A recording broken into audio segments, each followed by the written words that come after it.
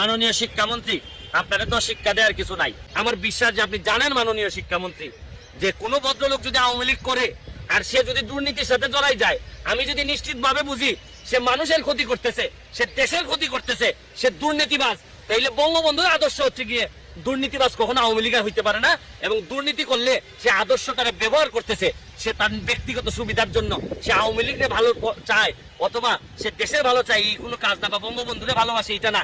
এই সেলিম খান, আপনিও তো জানেন সে আগে জাতীয় পার্টি করতো, জাতীয় পার্টি থেকে আইসা এখন আওয়ামী লীগের নামধারী হয়েছে।